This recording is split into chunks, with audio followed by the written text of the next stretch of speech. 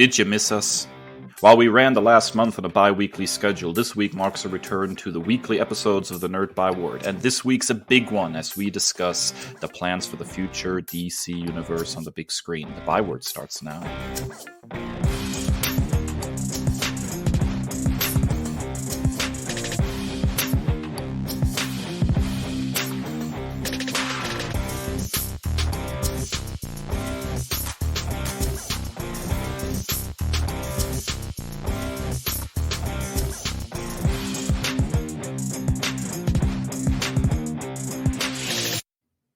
Ladies and gentle nerds, welcome to episode 141 of the Nerd Byword podcast, a podcast that is near and dear to my heart as this week we are talking all things DC on the big screen.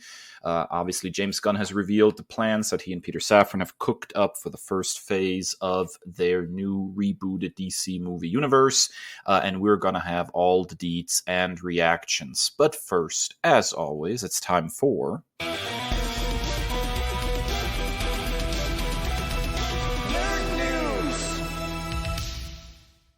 Kris, it feels like this has been a while. What's new? Okay, so while this is a DC-heavy episode, I have to sneak in a little bit of my rabid Marvel agenda. So fans of the marvelous triumvirate of Carol Danvers, Monica Rambeau, and Kamala Khan have been desperate for details and snippets from their upcoming feature film, The Marvels. At long last, the first official poster for the film was released, featuring all three characters, but was coupled with a new release date, originally scheduled for July 28th. The Marvels is now going to release on November the 10th.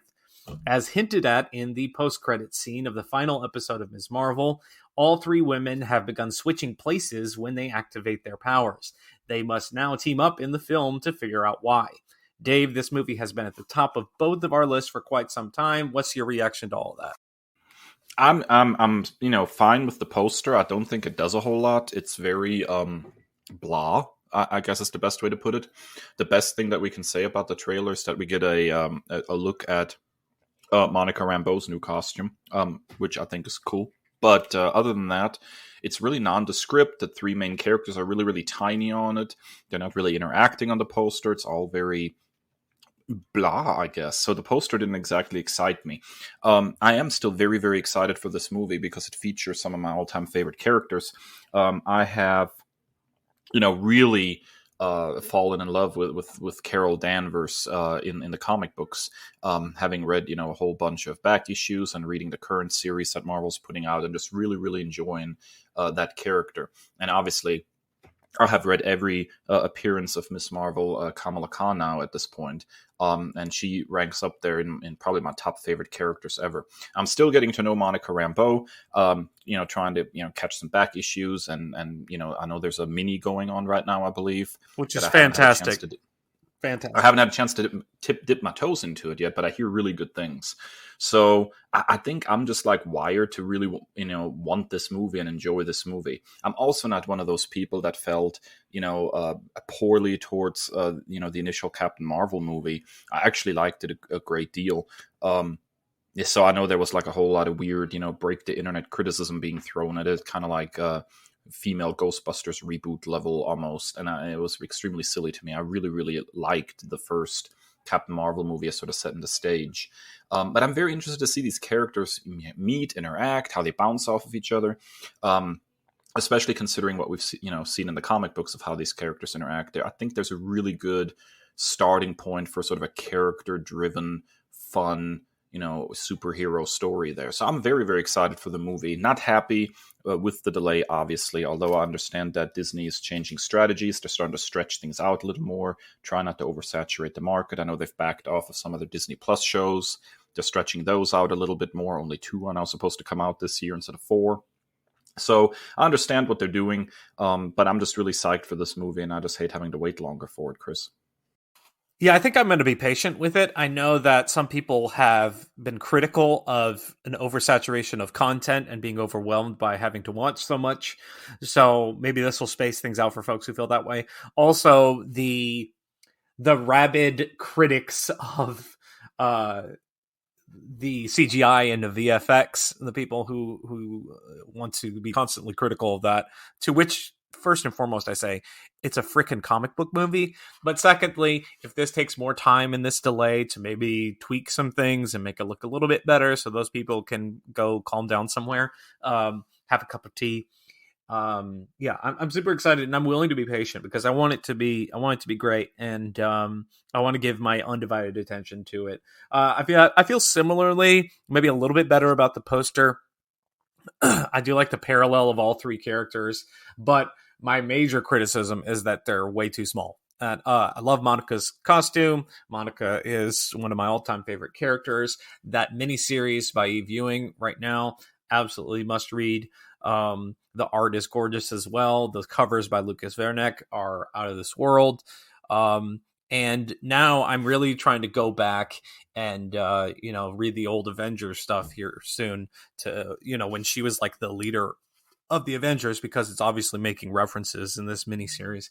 I'm really intrigued by the Carol series. I've never been a huge fan of the character, like the movie I enjoyed a great deal, but like comics Carol, I enjoyed her when she was like in the Claremont era of Uncanny X-Men and teaming up with the X-Men.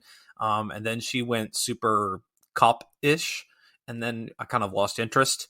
But now kind of seeing just like screenshots of panels now with this this Brood War that's going on, and a lot of X characters featuring again in a Carol Danvers comic. Also, it's Kelly Thompson, so I may have to check this book out. Oh, the whole run has been absolutely, fantastic from day one.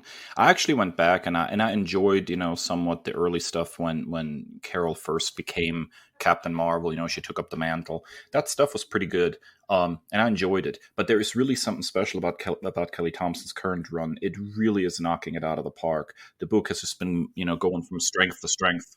There's just something special about Kelly Thompson, period. I love when she was writing ASM. I love all of her other work, so I'm a huge fan. Yes, and this current Carol series, if you want to try to jump back into the character, I think just starting with number 1 of the current series is a really good place. But I wanted to latch on to something you said about oversaturation as a criticism, and that people don't want to have to watch all this stuff. Like what a world we live in, right? as an old nerd who, I well remember the times when we thought we'd never get, movies featuring the Avengers or Iron Man or anybody like that. When you get Shaquille O'Neal as Steel as like one of the few DC movies that you get to lay eyeballs on. I mean, holy smokes, guys. What a thing to complain about. There's just too much good stuff to look at. Like, maybe it's time that we start treating this movie universe a little bit like the comic books, and that you don't have to actually watch everything. And then, when you see something you like, you watch it and you pick up context clues about what you've missed. And if you like what you see, you can always go back and rewatch it. But for crying out loud, don't complain that there's too much stuff. Gosh, it's like Star Wars. People complain that Disney's making too much Star Wars stuff. I wished I would have had this much Star Wars stuff. All I had was Timothy Zahn. Like that guy rescued my Star Wars fandom, and when that's all you got, I mean, come on, guys, simmer down. Yeah, I have a now, I guess, viral tweet that MCU critics like, just stop hate watching it. Like, if you don't like it, for the love of whatever god you pray to, watch something else that you do enjoy. But like, so like they were kicking and screaming, almost like an oversized head in a booster seat with baby arms and baby legs about MODOK. And I'm like, come on! And little tiny butt cheeks. Yeah, it's freaking MODOK. Like, stop. And there are people, like, seriously in my mentions, he's a very serious and tragic character. Okay, buddy. Okay, pat him on the head and go watch something that you do enjoy, because the Patton Oswalt series is still there. It's great. It's MODOK being full MODOK. Like, get over yourself. But more on Ant-Man and the Wasp: Quantumania soon to come.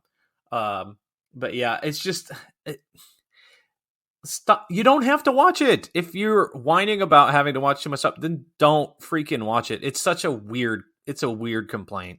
Such a weird thing. And like, I guess like the in vogue thing now is to take pot shots at the MCU because it's the big successful franchise. And There's so much, like, that's the thing, is when you don't have something of substance yourself, you take pot shots at the other people who are successful. And so MCU bad is the new fad, I guess. Yeah, and the whole hate watching thing that extends to reading and stuff too. I mean, you and I went round and round about my distaste right now for some of the things they're doing in the current Spider-Man comic books, and I've just decided I'm going to take a step away from Spider-Man for a while, and if I feel like I want to back up and read it as back issues or something later on in Marvel Unlimited or something, I can, but I just don't feel like hate reading month to month because there's just this underswell of stuff that I'm not enjoying. I'd rather, focus my energies reading something I do enjoy. So I think that's just good advice for life, period. Don't hate consume media, just consume media you enjoy instead. I did that with several of the X books. Like Wolverine Solo's not appealing to me. It's not like it's like objectively bad. It's just like I'm not interested in that. X-Force is not my cup of tea. I can read something else. Marauders fell off. I'm not interested in the new direction that book's going. So it's okay. I promise you can read something you do like. All right, Dave. Is this a news story? Are you sure? Is this new? It certainly feels like that scene from Watchmen, where you have Dr. Manhattan sitting on Mars or whatever, and he's like, it's 2005, they're rebooting Hellboy. It's 2023, they're rebooting Hellboy. So here we are, they're rebooting Hellboy. I mean, again, after the most recent reboot failed rather epically, they're gonna try again. So this time they are making a few interesting moves that might draw fans back in after the disappointment of the most recent Hellboy reboot. But it's kind of hard telling where this is going to end up. So as of right now, we know that it's supposed to be called Hellboy the Crooked Man, which is actually the name of a Hellboy comic that came out back in 2008. So it looks like to be an adaptation directly of a comic book rather than just like, from scratch, broad strokes interpretation of the concept. Brian Taylor, who directed Crank, is directing the new movie. I'm not exactly 100% sure how to feel about that. Most recent news, just this conversation with cast are in late stages, but they have not made any cast announcements.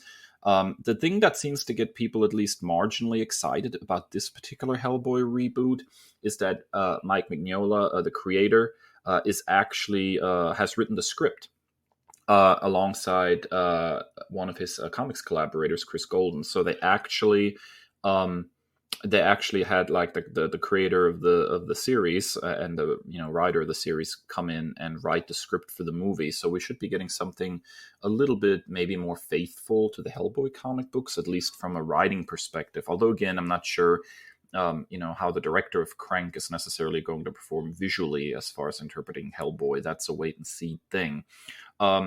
So what you get here is Hellboy and a rookie agent are stranded in 1950s rural Appalachia. That's horrifying. And there they discover a small community haunted by witches, led by a local devil with a troubling connection to Hellboy's past. And that's sort of the log line for the movie. So, on the one hand, it's nice that they actually bring the comics creators in to help write this one for a change. I think a lot of companies would do well to at least involve the creator, writer, artist of the comic books a little more than just tangentially. But on the other hand, I almost wish they just let Guillermo del Toro finish his trilogy instead of just leaving it at Hellboy 2, because as far as Hellboy movies go so far, that's still the interpretation that's resonated with fans the most. What's your take, Chris? So I'm only peripherally aware of this character. I've seen the first movie and I remember enjoying it. I never did see the second one, even though I heard it's like the best. And then I only know of the colossal failure that was the David Harbour led reboot. So I don't know a whole lot about this character. The game trailer we talked about, the Game Awards, looked pretty interesting. And I like the visual style of it. So it's not a character I'm hugely invested in. I've not read any of the comics. But that setting that you described of the Appalachia area in the 1950s sounds a bit witchery. And that's quickly becoming one of my favorite things across all media. So maybe I'll give it a look-see. I don't know. I'm just excited to see something that involves witches as, bad guys again, because I think that is one of the great horror bad guys, if you will, creatures, whatever, that has been sidelined a lot in recent years and is not really being used effectively much anymore. I think it's a shame. You got various things aimed at children that try to reinterpret witches as good and magic is good, but like this whole evil hag thing. There's a movie many moons ago. I'm sure some of our listeners may be familiar with it, based on Roald Dahl's book The Witches. Not the most recent movie, that was a remake and not really to my liking, but the original movie, when I was like 7 years old or 8 years old, something like that, it really creeped me out, dude. Like, there's this whole sequence where a witch captures like a kid and locks it in a painting, and the kid is slowly aging while stuck in the painting, and then one day vanishes from the painting, implying the kid died locked in this painting, and it's just like creeped me the crap out. Like, I think witches are just so creepy and underutilized when it comes to supernatural media. So I'd like to see something really hit big that makes use of that whole setup again. See, I love witches as protagonists and the quote unquote good guys, and wizards and warlocks and what have you. That's why I love The Witcher so much.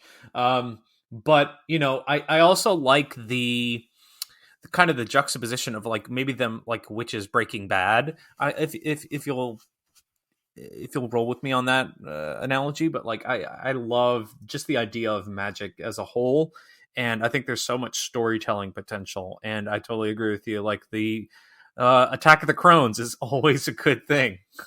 That's what we need. We need an Attack of the Crones. I'm still waiting, man. Alrighty, well, folks, there you have it. That's Nerd News. Stick around. After a quick break, we'll be back with our big talk, where we're going to dissect and opine on the recent DC movie universe announcements we got from James Gunn and Peter Safran. So stick around.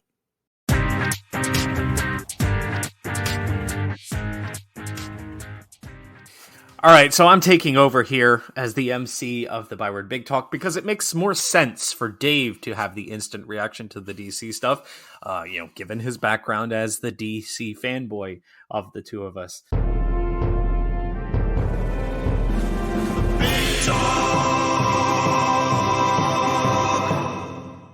So we're going to do this similar to the episodes that we had with things like Comic-Con or DC Fandom. So I've got a bulleted list here, an itemized receipt, if you will, the things that James Gunn announced in his roughly 6-minute video, which you can find on YouTube. I'm also going to be using the Collider article that kind of has a brief summary, organizes a little bit differently. So I'm going to go line by line, and Dave's going to give his reaction. I'll play off of it. A beautiful little ping pong match, if you will. So first up, foremost, we have the Flash that is going to, as many suspected, it's going to reset the DCU. Dave, we also got a trailer during, I believe, the Super Bowl. What's your reaction to all of that? I am so torn on this darn Flash movie. It's not even funny. So in the negative column, we have the actor portraying Barry Allen and his rather sordid history of thank you for the correction. Their sordid history of law breaking and various charges leveled against them. And so that kind of leaves an icky taste in my mouth. It's also very clearly still connected to this whole old DC EU and the Zack Snyderification of everything, and seeing Batfleck again is not exactly high up on my list of things that I needed. I'm actually a really big fan of The Flash, not much from the TV show. I mean, there's some fun stuff in there, but I'm actually a fan of Flash comic books, particularly the ones written by Mark Waid. And so it's weird to me that the first time we get a chance to have a Flash solo movie on the big screen, what we're getting is Flashpoint, which is to me like the most bare bones Flash story I can think of, since 90% of the story doesn't even revolve around the Flash in the comic book. It's more about this alternate timeline he created, and that's really what the story is about. It's not really a Flash story. It's more of a DC universe story, And so I'd much rather have something where he's taken on the Rogues, or something like an adaptation of Born to Run, or the various stories that are so much more interesting from a Flash fan's perspective than freaking Flashpoint. So on the other hand, I cannot lie that the nostalgia of seeing Michael Keaton as Batman again kind of hit me in the face pretty hard watching that trailer. And I am intrigued to see him again in that role as sort of an older Batman. I really wish they would make a Batman Beyond movie with him as an older Bruce Wayne. I think that would be incredible. And I have to say that what they did with Supergirl in the trailer is also extremely interesting to me. I love the design of the suit. I love the look, the dark short hair and everything like that. It's a very different look from what we've seen in the comic books before. But at the same time, it sings on the screen. It's really, really cool. And so on the one hand, I'm here for Supergirl and Batman. And on the other hand, I just don't feel like this is much of a Flash movie. Now, will it reset the DC timeline? Probably. I mean, that's what they did in the comic books as well. That was what Flashpoint ended up doing. It led into the New 52. Do I necessarily think they need an in-universe reason on the big screen of why they're just starting a new continuity? I don't think so. I don't think the general audience particularly cares that deeply. I'm just really divided on this movie. On the one hand, I don't want to watch it, and on the other hand, I kind of want to watch it. So it's just, I don't know, man. It's really weird. More on Dave's addiction to nostalgia in our Nerd Commendations segment. But I feel very similarly. Also, my biggest takeaway is just like, why is Jesse Eisenberg's horrible hairpiece making a return? Because and like, why is it that like so many people think alternate universe, like, let's give them a weird moppy hairpiece? Like, it's so bad. Like, who is the wig person on these movies? Because like, they need to have a talking to. I'm not calling for anybody's job, but they need a serious talking to. I don't vibe with anything of Ezra Miller's portrayal in the first place, even before their legal issues. It didn't connect with me. It was there. Peter Parker light. It was a bad karaoke version of Peter Parker, if you will. Exactly. It does not feel like Barry Allen in any way, shape, or form. If anything, it's much, much closer to something like a Wally West portrayal in Justice League, or in Justice League Unlimited, the cartoons. I think that's probably the closest that I could say their Flash might be rooted in is that particular version of Wally West. But it's not good. It's not Barry Allen. Good. And that's, as a limited Flash fan, I watched the first 2 seasons, as I've chronicled before. The third season just started making me mad, so I stopped watching. See, that's what you do, MCU haters. You just stop watching if it makes you angry. But my favorite Flash is the Justice League and JLU Flash. Great, perfect. And this feels like a bad imitation of that. At the same time, the nostalgia got me a little bit. I didn't tinkle my pants like some people did when he said, "I am Batman." But it was great. Also, I don't have a huge connection to Keaton. I've only seen those 2 movies once each. I know that's blasphemous or whatever, but I thought they were good. They're great, but I just haven't revisited them. I don't rewatch things normally anyway. But the Runaway Star, and I hope to God that Sasha Calle continues on in this new universe, because I'm immediately hooked, even from the little bit that we got. So that's my biggest takeaway, and the primary reason I'm going to watch this movie. Yeah, I think that sums it up pretty well. All right, the second note is Matt Reeves' Batman universe and other projects like Teen Titans Go, which my kids absolutely love. It's great fun to watch that and share something nerdy with them, are going to be considered Elseworlds.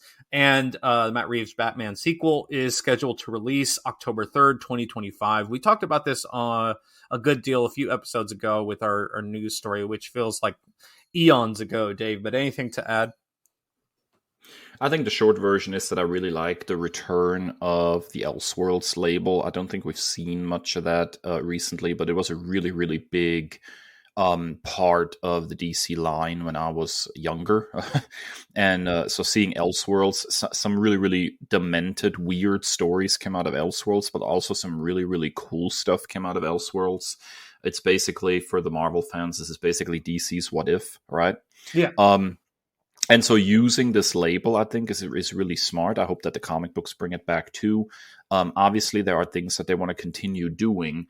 And their strategy is very clearly to tie everything together, right? The cartoons, the movies, the TV shows, the video games, everything is supposed to take place within the same continuity. But at the same token, there always needs to be room for side stories that don't tie into continuity. And so having that... tie yourself in knots trying to fit it. Yeah, exactly. So this makes a space for something like Matt Reeves' Batman to be able to continue with the sequel, and it also makes room to, for them to be able to experiment a little bit just by slapping that Elseworlds label on it. I think it's a very, very smart move, and I'm glad that they're doing that. Although I still don't need a Joker musical. I'm sorry. Oh, I don't know. I'm a Gaga head, so I've kind of went the other way on it. Just like, if Joaquin Phoenix starts singing "Born This Way," I think I'm kind of here for it. Jesus, just lean into the absurdity. We did get the first still of that, by the way. But anyways, that just reminds me, the Elseworlds tag reminds me that, to my great shame, I have not started Dark Knights of Steel yet, and that's one of my most anticipated reads that I still have scheduled. I've read about half of it, and it's quite good, I have to say. I wish they would put an Elseworlds label on it. That'd be fun. I just like that label. I always liked, here's an Elseworlds story. You knew you were in for something weird, a cool ride that was going to go really far afield from main continuity. I loved picking up Elseworlds books back in the day. I think I actually still have one of them original on my shelf. It's Speeding Bullets, when Superman is actually adopted by the Waynes and becomes Batman. it's quite a cool little Elseworld story. It really is. If you ever wanted a Batman that can actually fly and shoot lasers out of his eyes, there you go. So next up is an animated series, Creature Commandos, and the big note that I took away from this. First things first, before I get to that, I did appreciate how honest James Gunn was about how, like, the continuity has been crap in the previous years, and how bluntly honest he was about that. But the thing that I liked about, he mentioned this during his Creature Commando segment, is he said that there's going to be voice actor and live action synergy. So I thought that was really, really cool. Dave, what do you think about Creature Commandos? Yeah, to my great shame, I'm not horribly familiar with that particular group. I know they've popped up here and there as guest stars in some books I've read, but I never actually followed them particularly closely. I like the idea though, in concept, and I know they've pulled out some recommended reading on DC Universe Infinite already. And I'm probably going to dive into some of the comic books and learn a little bit more about them before this premieres. I do like the synergy, though. I like the idea that it can make an animated series, and then the people who are the voice actors then come in and actually play the same characters in live action. I think that is a very, very cool idea. And something we've just seen recently in Star Wars, right? With Katie Sackhoff, who was the voice actor of the character and then came back for The Mandalorian and played live action. And I think there's something to that. Yeah, I think that's very, very cool. So I'm psyched for that notion. I like that a lot. Plus, I think we can all agree that this has been always a strength area for DC, their animated projects. They've always been just like 2 steps ahead of Marvel when it comes to their animated stuff. So I'm excited to see what they do with this in animation. I think this is a really cool little project. I'm shocked to hear you say that you don't know them, because looking at this image of like Frankenstein's monster, Bride of Frankenstein, this looks like your type of stuff, man. Oh, very much so. I think, like I said, they popped up as guest appearances here and there, but I've never actually pulled on that string. And I think a function of that is just that, even during the boom in the 90s when Germany started getting more comic books in, it was still pretty much focused on the big guns, Superman, Batman, Spider-Man. And I can't remember Creature Commandos ever even coming to how do they say, my neck of the woods. So it's something that I would have to very, very specifically seek out now. But, thankfully we have these online streaming services now for comic books, and I'm definitely going to check this out. This one was a no-brainer for them. But I'm interested to see how it develops, because I am not the biggest fan of Peacemaker. I thought it was a lot of 14-year-old type of dick jokes, and I just wasn't a fan. I may give it another chance. But Waller, a live action series, Viola Davis, of course, the EGOT, is returning. And so this is going to be, she's going to be working with Team Peacemaker. So what's your thoughts on this series, Dave? So I've not watched Peacemaker yet, and although I adore Viola Davis, and I think she's one of the greatest, ever, period, she's just incredible in everything she does, I think there's something about her portrayal that feels a little bit like it comes from sort of fruit of the, tainted fruit, right? It's just going back to that original Suicide Squad movie, which is so absolutely bad, and even worse in hindsight when you revisit clips and stuff, it's just so bad. And I know there's been some effort in trying to rehabilitate, that particular character away from that in, the Suicide Squad follow-up and in the Peacemaker series. And although I'm interested in theory, in a series like that, I just want to make sure that they very, very clearly divorce themselves from that initial Suicide Squad movie in order to make this work. And again, I've not seen Peacemaker, so I'm not sure what they've been doing with the character. I think she just, as a character, Waller just works really best, leading the Suicide Squad, being the brains behind that operation, being this total, controlling individual, with plans within plans, turning the Suicide Squad against other superheroes when necessary. That's when that character is at the best. So I almost feel like just focusing on that character in a live action series is going to be challenging without the trappings of the Suicide Squad and all that. So I'm interested, but it's not the highest thing on my list to really dive into. Yeah, I like what they did with her in the Suicide Squad, the Gunn-led film. Yes. I think she only pops up in one cameo the first half of the series, which is what I made it through. So I don't think she features heavily into that. But I did like what Gunn did with her in his film. And I didn't like what they did, in Black Adam by implying she has somehow the control over Superman to send him after Black Adam or something. That doesn't matter. None of that matters. Yeah. So there's been some missteps with the character. So I'm taking a wait and see approach here. All right. Now, buckle up, y'all. It's going to be a ride. He's going to be talking for the next 30 minutes. Superman Legacy is a feature film written by James Gunn, flying into theaters. See what I did there? July 11th, 2025. Gunn's words, the true beginning of the DCU. God, I hope that they get this right. That's all I can say, man. Gunn is a very, very good writer, but he gets the earnest stuff and the heartfelt stuff right. Usually you see this very strongly in stuff like Guardians of the Galaxy. You saw it very strongly with the Ratcatcher stuff in the Suicide Squad. He does heartfelt, emotional truth quite well, even though he oftentimes packages it under this real jokiness. If he brings his earnest self to this when he's writing it, I think this has potential to be really, really good. He's saying, the right things. I'm not doing an origin story. The Superman it's early in his career, but he's already established himself. We do not need an hour of Superman trying to figure out who he is. Okay. Let's just jump in and tell a good Superman story. To me, the greatest Superman origin is still those first 2 pages of All-Star Superman, Doomed planet, scientists, kindly couple, Superman, boom, done. Let's move on with life. Let's tell a Superman story. So if they do something like that, I'm here for it. And setting something early on in Superman's career makes sense from a movie perspective. It takes 2-3 years to knock these movies out. And if you want a Superman who's going to be around for the long haul, you're probably going to need somebody a little younger so they can grow with the role and be around for 10, 12 years or whatever. So logically this all makes sense. As far as my hope for this movie is, I just really would like them to lean into his supporting cast a little bit, that we get a little more distinction between Clark Kent and Superman again. I just I want to see Clark's world a little bit. The Daily Planet, interactions with Perry White, with Lois, with Jimmy Olsen. Maybe throw a Cat Grant in there.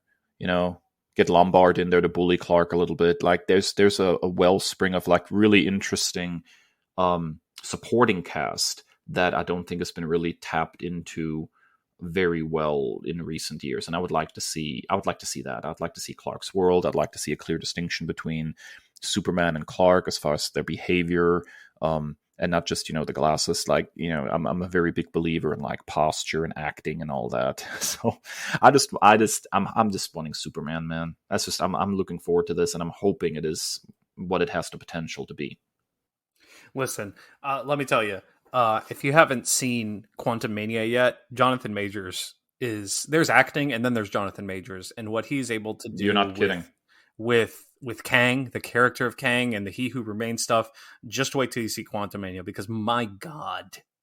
So sorry, just off a little tangent. That's what made me think of that. And but yeah, the only little anxiety-inducing thing that I have about this, and a little bit of nervousness that I have, is while I overall enjoy James Gunn's work, the holiday special, the Guardians holiday special, was such a pleasant surprise. I wasn't ready to like love it like I did. It had so much heart. My only concern is this is Superman, and that's a very, very, very different kind of MO than the Guardians of the Galaxy, where you can get away with very much so jokey nature, the goofiness. And so I hope that he stays true to the Superman aesthetic.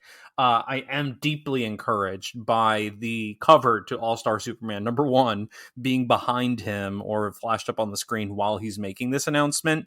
So obviously we're thinking he's going to draw heavily from that. That's my hope.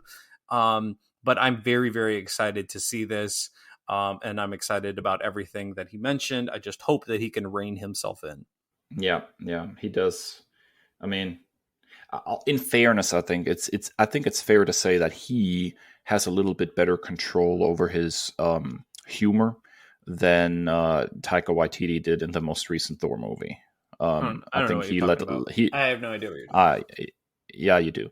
I think he let loose a little too much there. I think Gunn knows when to pull back, so I hope he pulls way back on that part at least. Not that Superman movie shouldn't have some humor. You can definitely have some humor in there, but it shouldn't devolve into a comedy, obviously. But yeah, I have high hopes. All right, next one I'm very, very excited for is going to be HBO Max series, which if there's anything in the debacle that's been the Zaslav and Discovery takeover, it's still the HBO appointment television, 9 p.m. every Sunday night. You gotta be there. I'm hoping this is more in the same. Lanterns. It's focused on Hal, Boo, and Jon Stewart. Yes! Others are going to appear. Really got me with this one. It's going to be True Detective with space cops. They're going to discover, quote, a terrifying mystery, end quote, that ties into the larger DCU. So other than Hal sucking forevermore, what's your take on this, Dave? Hal sucks forevermore.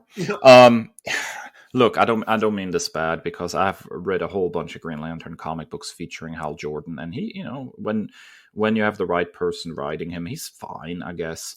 But there's just so much more flavor and color in the characters that are not Hal Jordan when it comes to the Earthbound Green Lanterns. Jon Stewart's fantastic. Kyle Rayner's really interesting.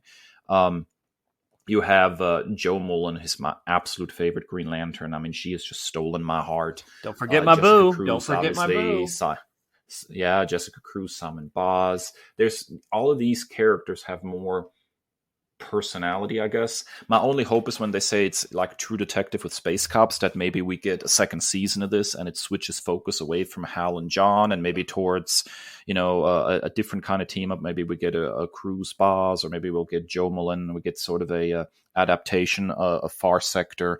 Like, I think there's potential there for like rotating cast, because Green Lantern is such a a wide open concept, and you can bounce to all these different planets and all these different situations, and yeah, there's a whole bunch of interesting Green Lantern characters. So making it a little anthology style where every season focuses on different pair of lanterns would be really, really cool. I think this is probably the point where the larger threat is going to start, that is going to lead into some kind of Justice League style movie. I'm really hoping that what they discover is that there's shapeshifters on Earth, and we get an adaptation of that first storyline from Morrison's JLA. That would psych me out. I would love that, because I don't need another attempt at Fourth World and Darkseid. I want something a little different. And seeing a JLA style movie, a Justice League that's focused on like white Martians that have infiltrated Earth or something would be really, really fun. I'd like that. You can, I mean, like, I love the idea of what you said. You completely sent me off into a tangent. I was spacing out, pun fully intended. So I would love, obviously, to just have the Green Lanterns, Jessica and Simon, as a buddy cop that, like, they can't stand each other, and then they bond over pancakes at the diner, and then they're best friends and inseparable. But here's one. I want Guy Gardner and Kyle Rayner, like the insufferable asshole who backs it up, and like the free spirit artist guy. Like I love their dynamic together. They have a great dynamic. I remember right after Infinite Crisis, I think they were no, that's not right. Maybe right after Green Lantern Rebirth. I think it was right after Green Lantern Rebirth when they brought Hal Jordan back. They were shuffling things around a little bit to figure out what to do with all the Green Lanterns, and they relaunched Green Lantern Corps.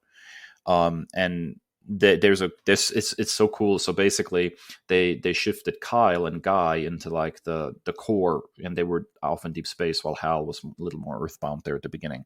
And what they did is they went to like the Justice League to say bye, because they're going to go off in deep space for a while.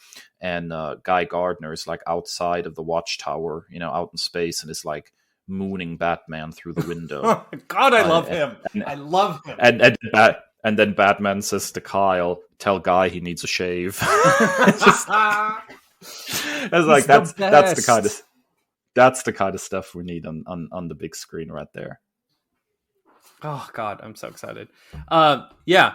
So if there's anything that DC Comics loves, it's a label, man. And so Wildstorm label characters being brought to the DCU, we have the Authority, Dave, in a film.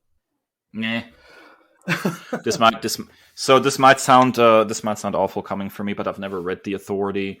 From my understanding, this is what Warren Ellis wrote this, and it's really it's even like a spin-off, I think, of like a different book. So it's not like completely standalone. So they're going to have to do some heavy lifting there, I think.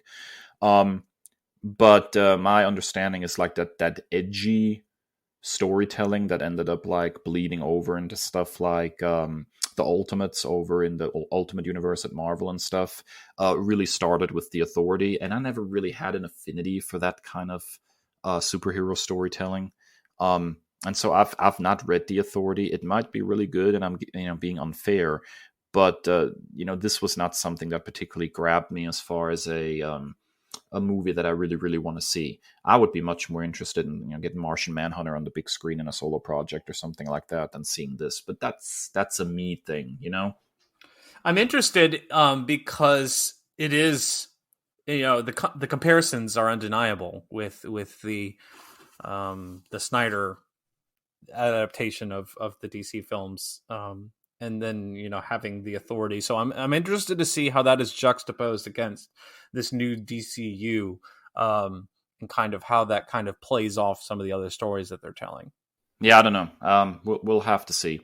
I know that there was a really cool Morrison book, Superman and the Authority, that kind of flipped things around a little bit. That was really kind of cool. But like as far as the original Authority stuff, I've just not read it, and I don't think I'm really qualified to say much about it, other than I don't like some of the trends that the series started. All right, this one I'm geeked about. Live action series, Paradise Lost. It's set on Paradise Island, Themyscira. This is a prequel series way before the birth of Diana, if I understand correctly. And he got me hooked because he said Game of Thrones and Westworld vibes. So this is interesting. I think they're trying to have their cake and eat it too.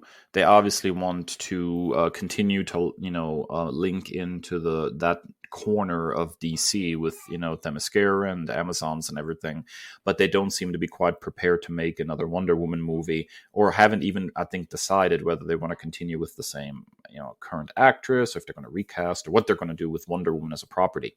And so this is just a way of, I guess, keeping the fire burning a little bit, and keeping, the idea of the Amazons in people's minds while they figure out what they're going to do with kind of the Wonder Woman character.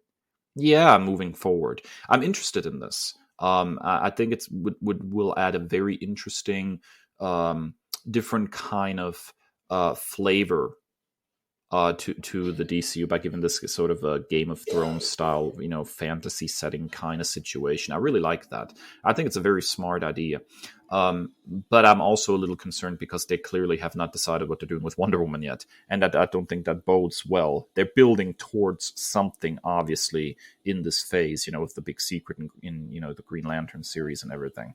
So I'm thinking they need to figure out sooner rather than later what their Justice League or whatever is going to look like when they finally get to that team-up movie. And they need to do it probably sooner rather than later.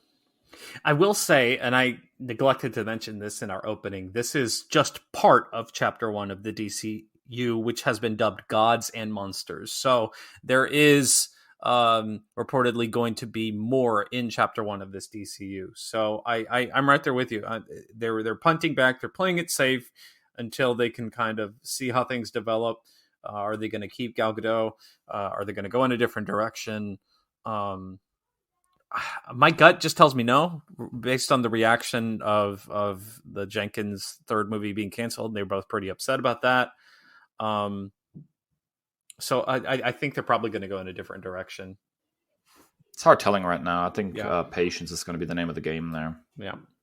All right. This might be the one I'm excited about the most, Dave. The introduction of the DCU's version of Batman will not be Robert Pattinson, not the Reeves verse.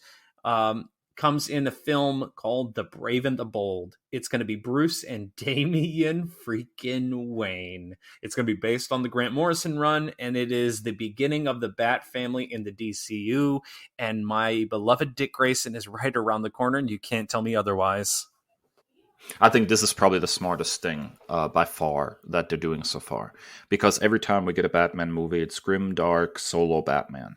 And taking that and bouncing that character off of the expanded Bat family is going to be a completely new and unique thing for the big screen. And it's not just, hey, we're going to have a Robin, because, as you said, he very clearly says this is the beginning of the Bat family, right? So we can at the very least anticipate that we're going to have Batman, we're going to have Damian as the new Robin. We should at the very least have one Robin before him, which would be Dick Grayson Nightwing. I can very clearly see that they'll probably do some kind of Batgirl thing here. I really hope that they, don't forget who they cast in that role. But maybe that's just me. But I think we're, having this extended Bat family is just a very, very cool feature in the comic books now for a long, long time. And they really need to lean into that on the big screen. I also said this on social media a couple of weeks ago. I really hope that they do something different with the Batsuit ones and not have it look like, some kind of armor plating situation, and go a little bit more old school, low tech. I would even like for them to do like the dark blue gray combo rather than the full black. I think there's something really cool about that. So I hope that they really just like lean into distinguishing this Batman and this Batman's world from what we have gotten before. Like, just really lean into those differences. But just, hey, anytime that you're basing anything on something that Morrison wrote, you are doing the right thing. So good on you guys. It did crack me up that people were showing the one of, like, some news outlets and online blogs were showing the picture of Batman and Robin by Morrison, but it was Dick Grayson in the Batsuit. Dick Grayson, Batman. Yeah, so I was just like, hang on, guys. Number one, great series. Absolutely read it. But that's Dick Grayson.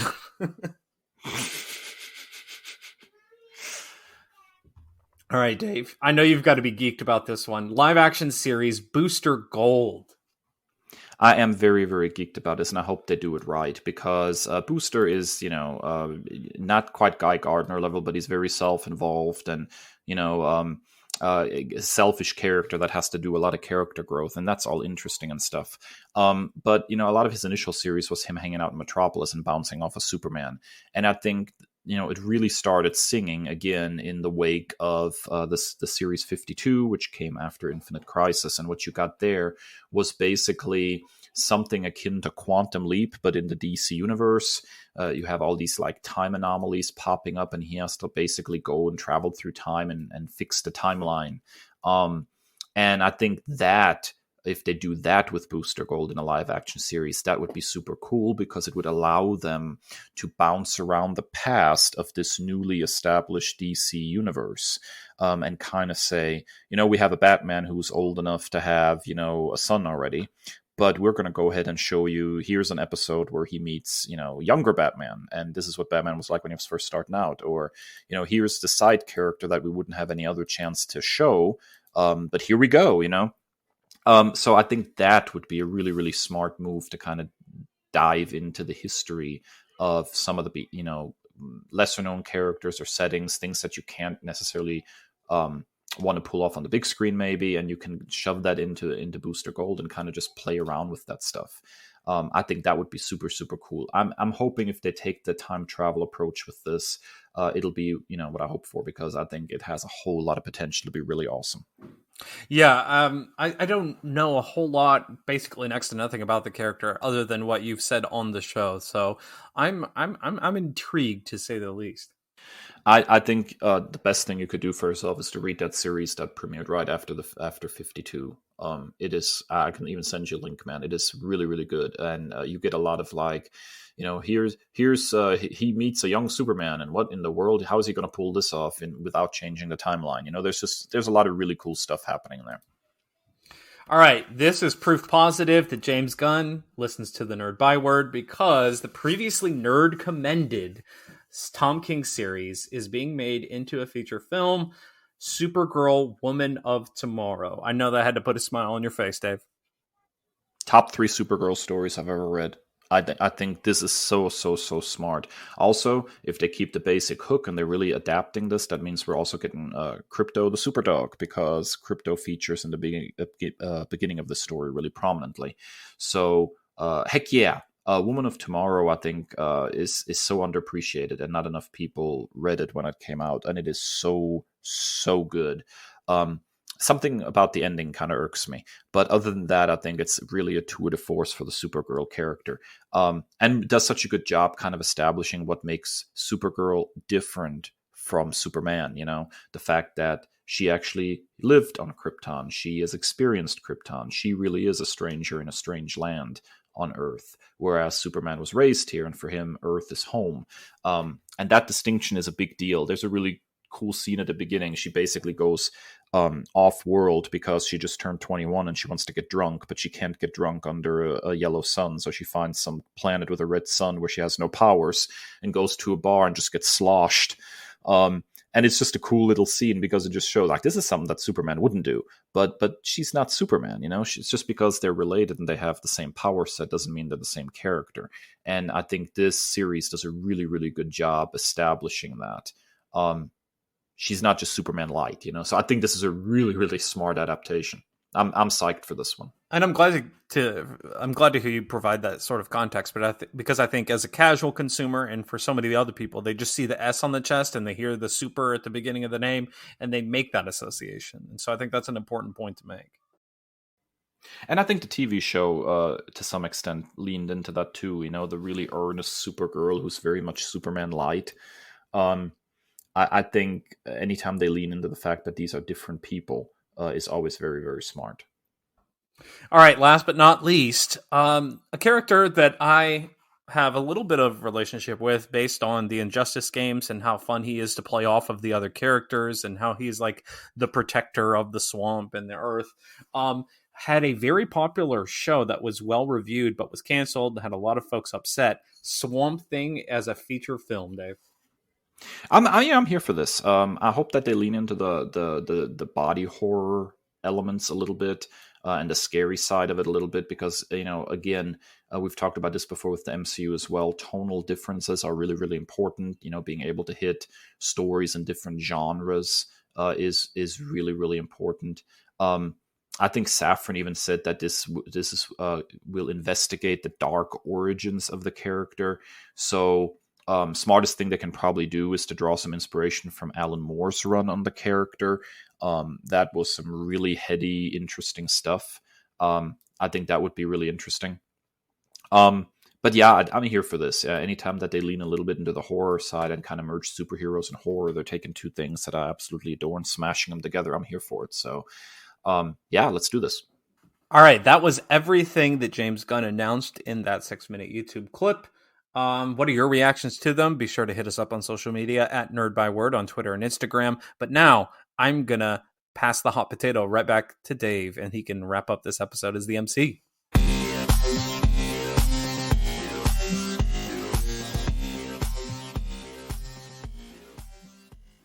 All right, folks, and we are back for our final segment. It is time for... Commendations. So, Chris, what are you nerd commending this week? Dude, this has been my entire existence for the last month. It's one of my favorite video games that I've ever played.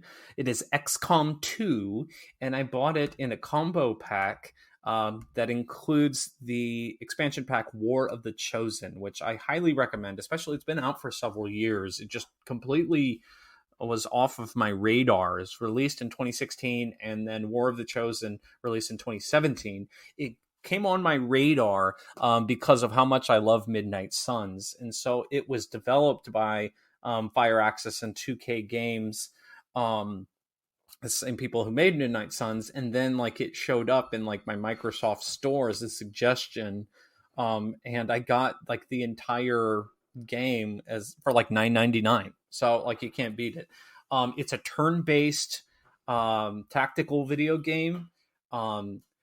It's a sequel to the first XCOM, which I have not played, but I'm going to see if they even have it available on the Series S. But the alien invasion, 20 years later, you have this resistance cell called XCOM, and they're fighting back against it. And it's everything I want in a turn-based video game. It's just really, really fun. You get to upgrade a lot of characters. You get to promote characters. You get to upgrade their weaponry. You do research. It's very sci-fi. It leans into the sci-fi. And then War of the Chosen, the expansion pack, it adds so many different layers to the game. It includes 3 new types of characters. And the coolest thing about it is, I tell you, they lean into the sci-fi nature of it. Tell me if you recognize these voice actor names. Denise Crosby, John Delancey, Jonathan Frakes, Michael Dorn, Dwight Schultz, Marina Sirtis. Those sound familiar to you, Dave? No, I've never watched Star Trek The Next Generation. But so they voice all the new characters in the expansion pack, and it was just I heard it, and then I quick checked IMDb, and sure enough, it was them. And then you'll love this. In the expansion pack, you also have, in addition to multiple new adversaries, you also have, I believe it's called the Lost, which are basically zombies. And so you have to fight off swords of zombies in the expansion pack and those levels. I mean, I could go on and on and on for this game. My only trepidation is that I've now finished both the main campaign and the expansion pack. And now I have to start over, but it's so much fun. And what I enjoy about it too, is it embraces all gamers of all levels. And so some of these games are overly difficult and you can't get past them. Looking at you, Elden Ring. And so they have several different layers of difficulty, and it's just really fun to jump in. And I hope I can find the first XCOM available to play. I love turn-based games. We've talked about this before, but the turn-based strategy games, that tactical thing, that's always evaded me. I do really well with stuff like Civilization, for example. Okay, I was going to say that. This is like Civilization as a war game. you're gonna love it. I don't know, man. See, that's the thing. I've always struggled with like the war part of it. I'm just such a history nerd and a like government nerd and an economics nerd. Like just playing around with a civilization and trying to figure out how to run that civilization effectively. That's interesting to me. But the war part has always been the least interesting. I heard a lot of people trying to push me to like the Advanced Wars games, and I never quite latched onto that. I tried Final Fantasy Tactics, and that never quite clicked with me either, although I like the regular Final Fantasy games fine. So I might have to dive into this and just give it a shot and see if it clicks with me. I've still not found the right, tactics game to really, grab me by the throat and say, this is something for you, man. So maybe this one will be it. I'll definitely give it a shot. All right, we teased it before, but the nostalgia bug has not only bitten you, it has embedded underneath your epidermis, and you are now infected, my friend. When I was a kid, I was watching a sitcom in syndication, obviously in Germany, so in translation as well. But I always got a kick out of it. I didn't watch it religiously or something, but when it popped up on TV, I definitely checked it out, and I've watched my fair share of episodes. Although it's been a few years since I dove in, and that show's Night Court. The sitcom ran from 1984 to 1992 on NBC, and it was basically pretty much exactly what it sounds like. There's a night shift in the Manhattan Criminal Court, and there's this young, weird, judge, Harry Stone, who's like, tries to keep it light and is always joking with people, and uses magic tricks and sleight of hand to get people's attention, and he does lighthearted pranks on his coworkers and stuff. And it's just a very, very weird person to be a judge. And just derive humor from this, very weird night shift in the criminal court. What was really cool about the show, and there's a couple different things. One is that much of the humor always derived from the characters, less than the situations, I guess. It's a sitcom, sure, in the format, but the show really, put a lot of effort into drawing really interesting, unique characters and then getting humor out of bouncing those characters off of each other. And I always found humor that's based within character more interesting than humor that's based within situation. So that worked for me on that level. On another level, it's really, really bizarre. The humor is really out there sometimes and gets really weird and really strange. And that definitely is me all over. My nerdy heart nerds out for really strange humor. Probably one of the reasons that I gravitated towards stuff like Farscape later on, because of its wacky sense of humor. Why Guardians of the Galaxy hit the way it did with me is in large part because, as a kid, I really liked some of the stuff that I saw in Night Court and how really, out there and weird it was. And so lo and behold, there's a new one. And that's not a remake; it's actually a sequel. And so it's aired 6 episodes so far. I've sat down and watched the first 5, and I have to say, it's old school, which makes sense because it's trying to capture, sort of the feel of a sitcom that aired in the 80s. But at the same time, it's kind of got the same kind of heart and the same kind of humor that comes out of character.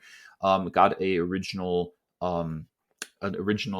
actor from the first run coming back and reprising the role. And basically here we have the daughter of the original judge who comes in and wants to kind of carry on her father's legacy and becomes a judge in the same courtroom and gets one of her dad's former co-workers, Dan Fielding, played by John Larroquette, to come in and try to kind of get her established by helping her out as the public defender. And so far, I have to say, I mean, the show has room to grow and to figure out things. And I'm not the biggest sitcom fan, and maybe nostalgia is talking a little bit here. But so far, I kind of like it. I really like a lot of the stuff that they're doing, a lot of the choices they've made so far. They got Melissa Rauch as Abby Stone. Most people know her from The Big Bang Theory, but here she gets to drop the glasses and the very, very high-pitched voice of the Bernadette character and gets to kind of play something a little more from the heart, a little more earnest. and it works really, really well. She's fantastic in the role. I think I like her here significantly better than on Big Bang Theory. It's always fun to see John Larroquette in any kind of role again. The guy has just fantastic comedic timing, very, very old school kind of comedic timing.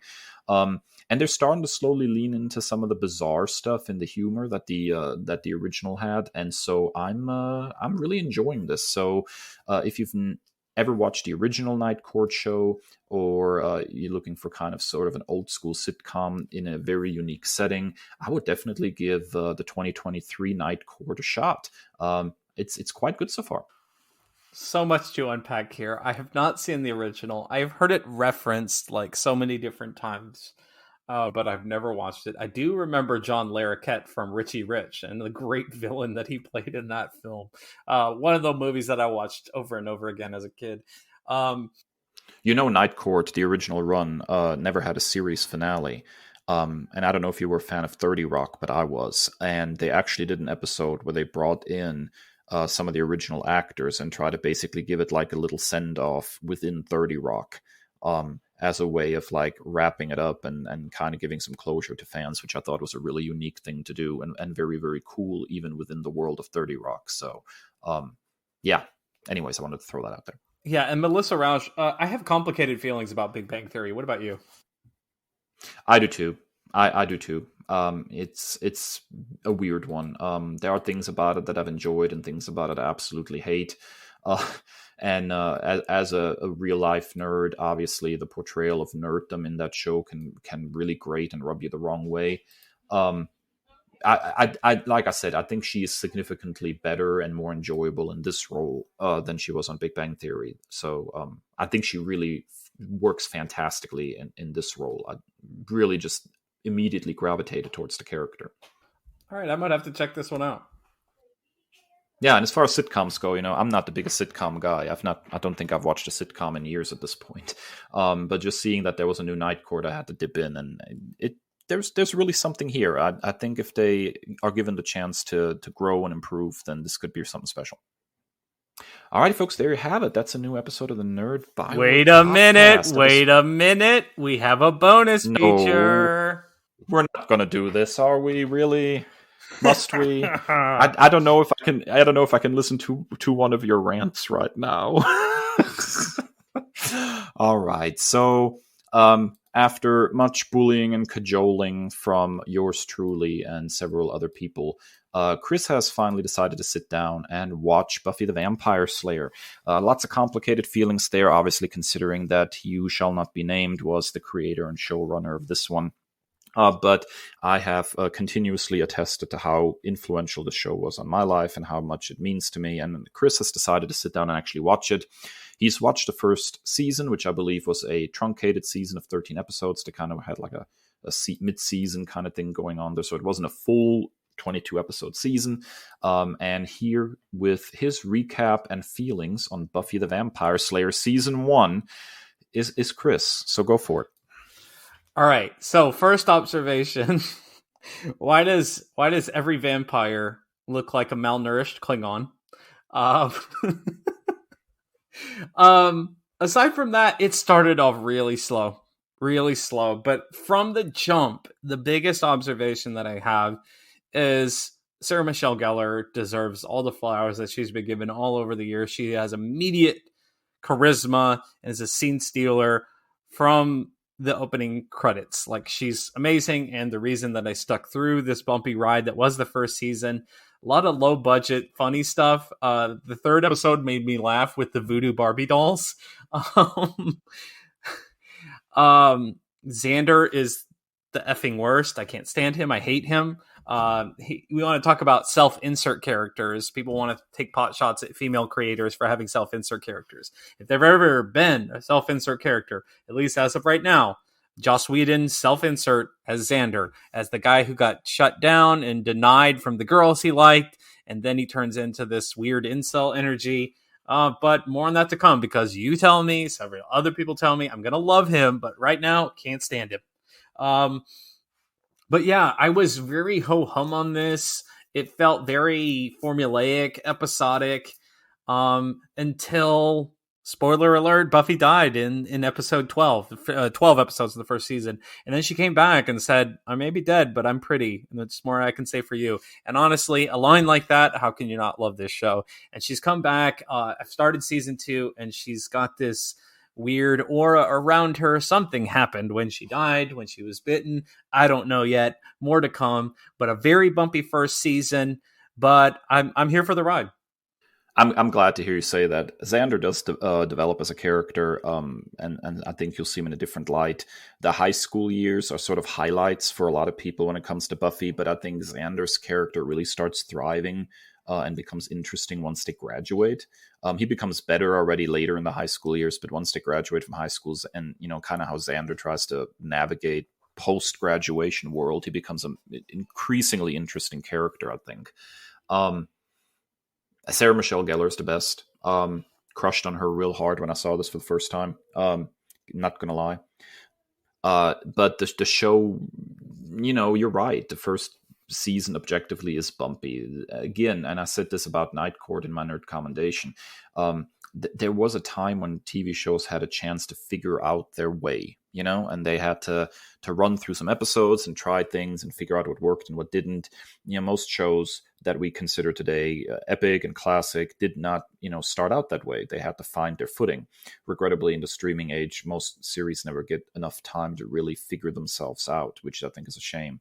I think you will find season 2 and season 3 to be a much more enjoyable take on high school era Buffy than the first season was. They really find their way in those 2 seasons.